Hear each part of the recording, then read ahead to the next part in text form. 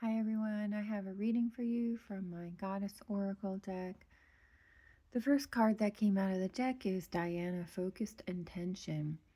So, you may be experiencing a situation that is distracting you with negative thoughts and feelings. Maybe a transition, maybe a change is happening. I feel like there may be an awakening happening right now for the collective where things are changing. Maybe not necessarily changes that you wanted or created, but the universe is making space in your life for what is for your highest good and healing so that you can align with that. So this card is your most recent past or your issue. If you're feeling unfocused, find a way to focus on the beautiful reality you want to create for yourself, the most positive outcome of your situation. What would that look like? What would that feel like? Close your eyes and imagine that. Now, what I see in this card is strength. Look at the pillars behind Diana. So, I'm getting a message to ask you, what are the 3 pillars of strength for you? What gives you strength? Lean on that, focus on that. Is it your past experiences? Is it your angels and guides who watch over you? Or any other spiritual beings from spirit world? Is it your creative talents that make you feel fulfilled? Is it service to others? What is giving you strength? Is it your community of friends and family or like-minded people? Think about that. Is it nature, meditation? Do that. Focus on that. Focus your intentions on things that make you feel better.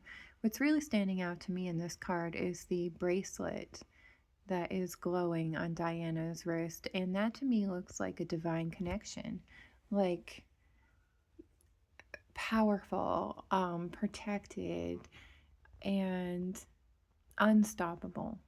Your next card is Artemis Guardian.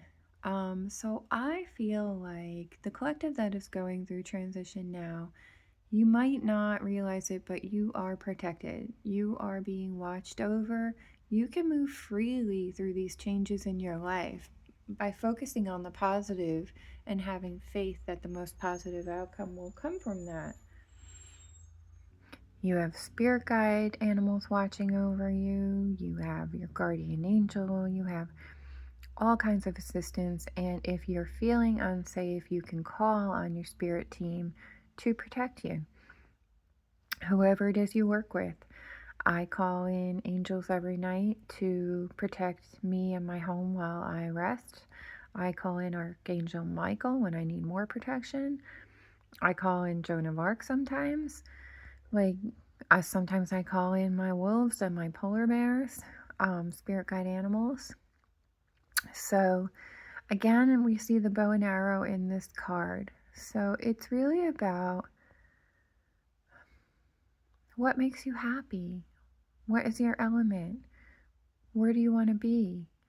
And don't think about like necessarily how you get there, but just decide where you want to be, what that would feel like, what that environment would feel like, how you would feel in that environment. Would you feel safe? Would you feel happy? Would you feel stability? Would you feel peaceful? Would you feel high vibrational? Because if you're on the spiritual path, you are trying to raise your energy vibration. So I feel like in this card it's saying the sun will always rise. There will always be something to be happy and grateful for. You're spiritually protected, so you don't need to worry. Give your fears and your worries to your spirit team, or just imagine them. Spirit has been telling me to talk to the collective about processing your emotions like they are a cloud. So either imagine your negative feelings and emotions above your head, your worries and fears and anxieties drifting away and they're gone. Or imagine what your what your cloud would look like right now on how you feel energetically. And then clouds shapeshift, right? So, what would your cloud look like in the contrast of how you're feeling now? What would be the most positive, beautiful, happy, joyful cloud shape you can imagine that would suit your energy and the feelings you want to align with on a daily basis?